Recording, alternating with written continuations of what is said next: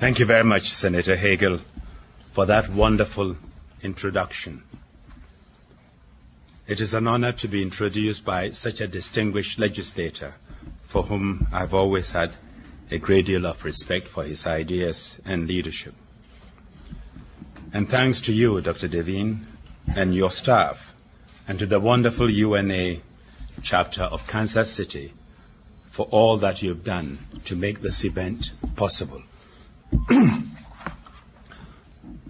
It is a pleasure and a privilege to be here in Missouri. It's almost homecoming for me, as you heard from the senator. Nearly half a century ago, I was a student about 400 miles north of here in Minnesota. I arrived there straight from Africa, and I can tell you, Minnesota soon taught me the value of overcoat and a warm scarf, and even the weird-looking earmuffs. That's to an African eye, that is. When you leave home for another, one home for another, there are always lessons to be learned. And I have had more to learn when I moved away from Minnesota, moved on from Minnesota to the United Nations, the indispensable common house of the entire human family, which has been my main home over the last 44 years. Today, I want to talk to you particularly about 5 lessons which I learned in the 10 years during which I had the difficult and the exhilarating job of a Secretary General. I think it's especially fitting that I do that here in the House that honors the legacy of Harry S. Truman. If FDR was the architect of the United Nations, then President Truman was the master builder and the faithful champion of the organization in its early years when it had to face quite different problems from the ones FDR had expected. Truman's name will always and forever be associated with the memory of the far-sighted American leadership in a great global endeavor. You will see that every one of my 5 lessons brings me to the conclusion that such leadership is no less sorely needed now than it was 60 years ago. My first lesson is that in today's world, security of every one of us is linked to that of everyone else. That was already true in Truman's time. The man who in 1945 gave order for nuclear weapons to be used for the first time, and let us hope the only time in history, understood that security for some could never come or be achieved at the expense of insecurity for others. He was determined, as he had told the founding conference of the United Nations in San Francisco, to prevent human mind, heart, and hope can prevent it, the repetition of the disaster, meaning the war, from which the entire world will suffer for years to come. He believed strongly that henceforth security must be collective and indivisible. That was why, for instance, he insisted, when faced with aggression by North Korea against the South in 1950, on bringing the issue to the United Nations and placing U.S. troops under the UN flag at the head of a multinational force. But how much more true it is today to our open world, the open world in which we live.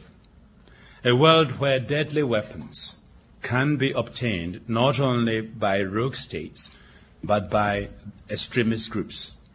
A world where SARS or avian flu can be carried across oceans, let alone national borders, in a matter of hours. A world where failed states in the heart of Asia or Africa can become havens for terrorists. A world where even the climate is changing in ways that will affect the lives of everyone on the planet. Against such threats as these, no nation can make itself secure by seeking supremacy over others. We all share responsibility for each other's security, and only by working to make each other secure can we hope to achieve lasting security ourselves. And I would add that this responsibility is not simply a matter of states being ready to come to each other's aid when attacked. Important though that is, it also includes our shared responsibility to protect populations from genocide, war crimes, ethnic cleansing, and crimes against humanity. A responsibility solemnly accepted by all nations at last year's UN World Summit. That means the respect for national sovereignty can no longer be used as a shield by governments intent on massacring their own people or as an excuse for the rest of us to do nothing when heinous crimes are committed. But as Truman said, if we should pay mere lip service to inspiring ideals and later do violence to simple justice, we would draw down upon us the bitter wrath of generations yet unborn. And when I look at the murder, rape, starvation to which the people of Darfur are being subjected, I fear that we have not got far beyond lip service.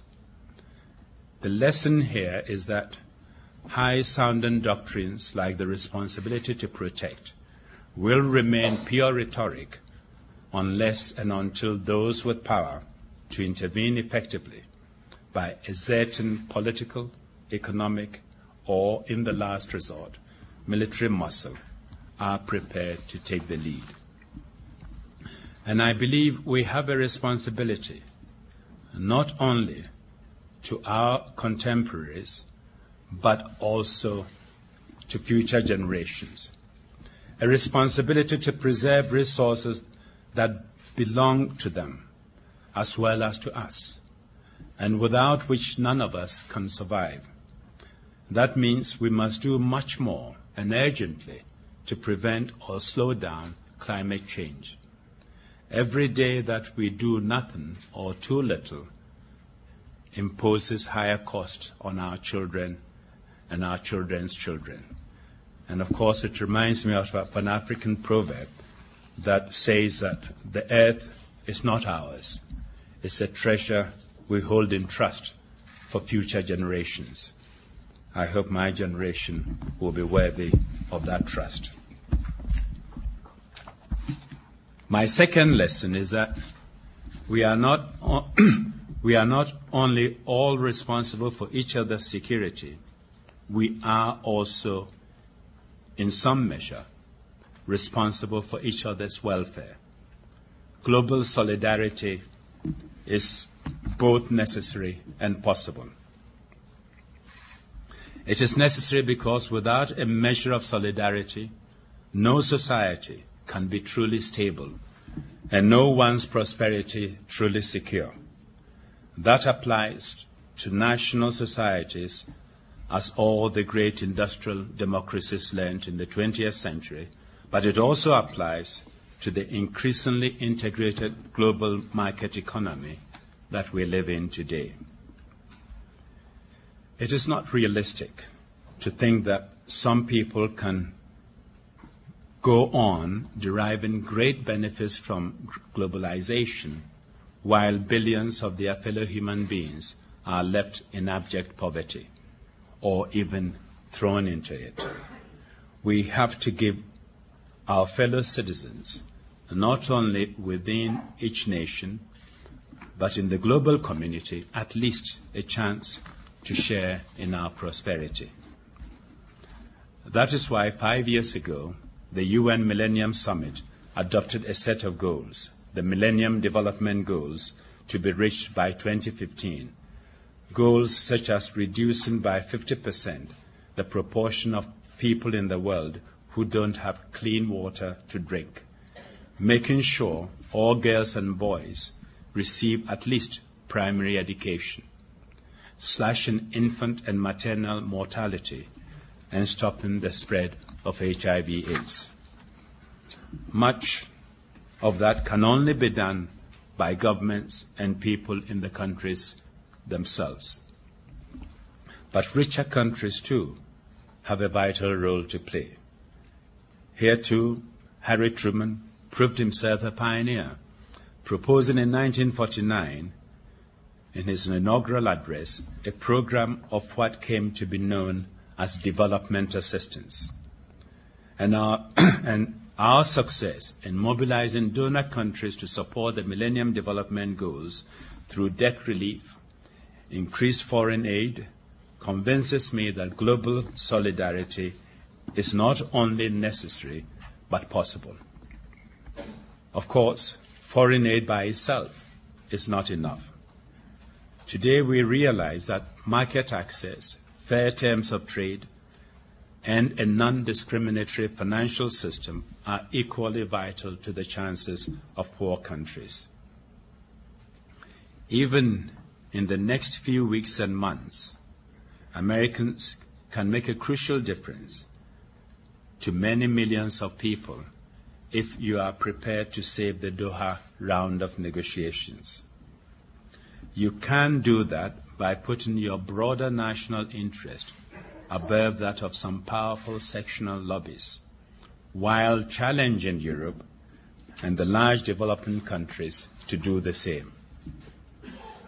My third lesson is that both security and development ultimately depend on respect for human rights and the rule of law.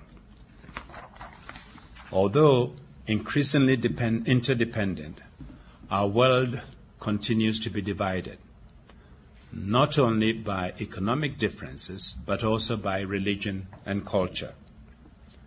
That is not in itself a problem. Throughout history, human life has been enriched by diversity, and different communities have learned from each other. But if our different communities are to live together in peace, we must stress also what unites us: our common humanity and our shared belief that human dignity and rights should be protected by law. That is vital for development too. Both foreign investors and a country's own citizens are more likely to engage in productive activity when their basic rights are protected and they can be confident of fair treatment under law. And policies that genuinely favor economic development are much more likely to be adopted if the people most in need of development can make their voice heard. In short, human rights and the rule of law are vital to global security and prosperity. As Truman said, and I quote again, we must once and for all prove by our acts conclusively that right is might. Right is might. That's why this country has historically been in the vanguard of global human rights movement.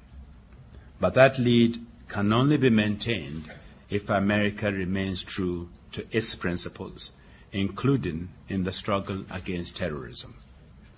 When it appears to abandon its own ideals and objectives, its friends abroad are naturally troubled and confused.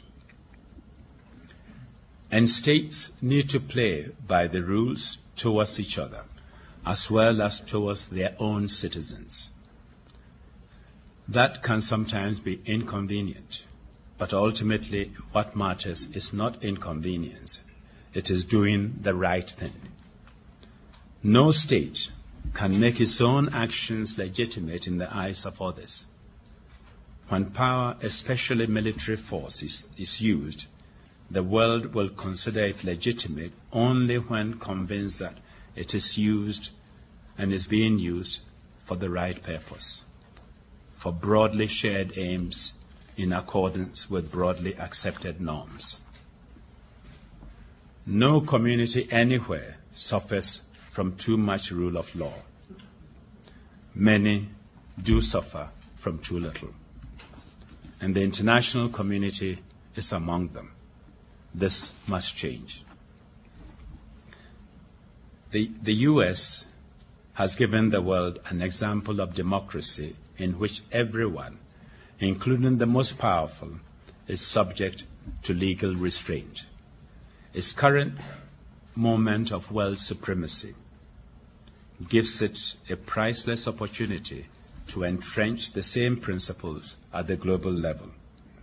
As Harry Truman said, we all have to recognize, no matter how great our strength, that we must deny ourselves the license to do always as we please. My fourth lesson, closely related to the last one, is that governments must be accountable for their actions in the international arena as well as in the domestic one.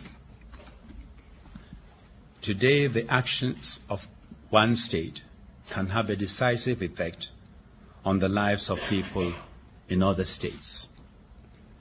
So does it not owe some account to those other states and their citizens as well as to its own?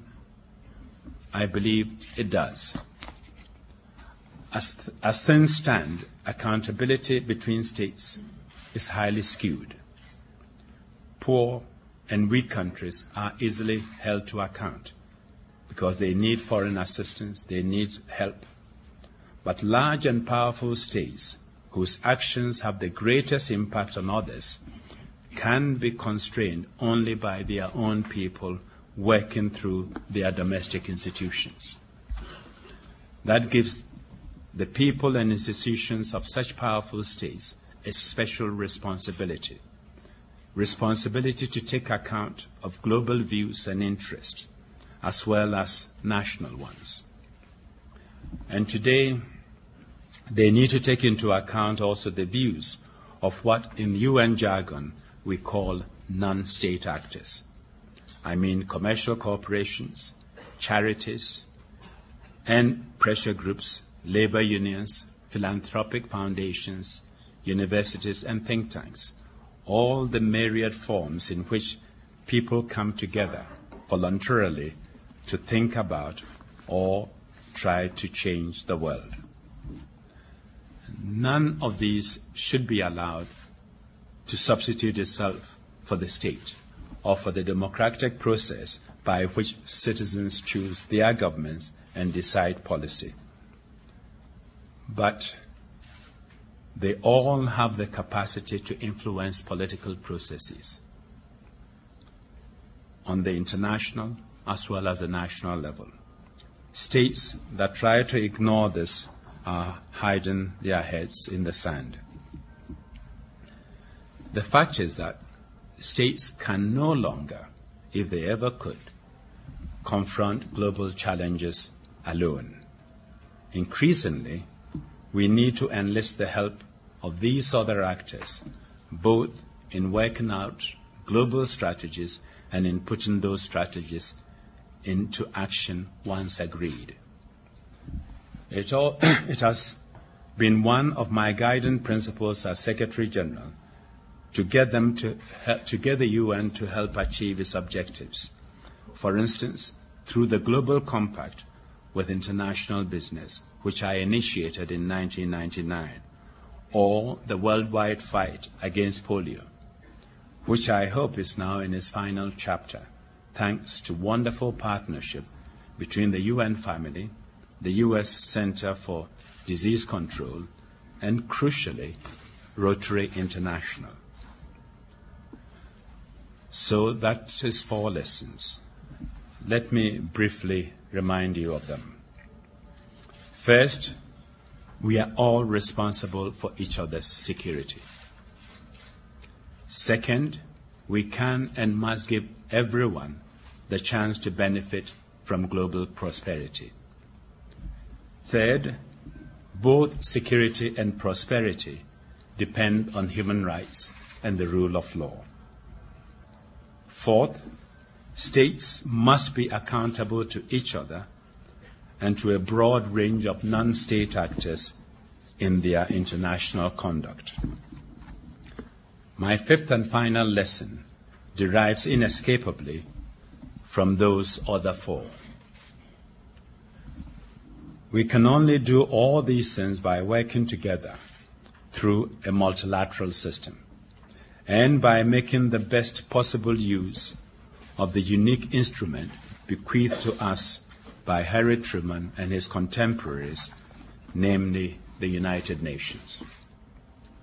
In fact, it is only through multilateral institutions that states can hold each other to account. And that makes it very important to organize those institutions in a fair and democratic way, giving the poor and the weak some influence over the actions of the rich and the strong. That applies particularly to the international financial institutions, such as the World Bank and the International Monetary Fund. Developing countries should have a stronger voice in these bodies, whose decisions can have a life or death impact on their fate. And it also applies to UN Security Council, whose membership still reflects the reality of 1945, not of today's world. That's why I have continued to press for Security Council reform. But reform involves 2 separate issues. One is that new members should be added on a permanent or long-term basis to give greater representation to parts of the world which have limited voice today. The other, perhaps even more important, is that all Council members, and especially the major powers, who are permanent members, must accept the special responsibility that comes with their privilege. The Security Council is not just another stage on which to act out national interest. It is the management committee, if you will, of our fledgling collective security system. As President Truman said, the responsibility of great states is to serve and not dominate the peoples of the world. He showed what can be done and what can be achieved when the U.S. assumes that responsibility. And still today, none of our global institutions can accomplish much when the U.S. remains aloof. But when it is fully engaged, the sky is the limit. These 5 lessons can be summed up as 5 principles which I believe are essential for the future conduct of international relations. Collective responsibility, global solidarity, the rule of law, mutual accountability, and multilateralism. Let me leave them with you in solemn trust as I hand over to a new Secretary General in 3 weeks' time. My friends, we have achieved much since 1945, when the United Nations was established. But much remains to be done to put those 5 principles into practice. Standing here, I am reminded of Winston Churchill's last visit to the White House just before Truman left office in 1953. Churchill recalled their previous meeting at the Potsdam Conference in 1945. And he said, "I must confess, sir," he said boldly. I held you in very low regard then.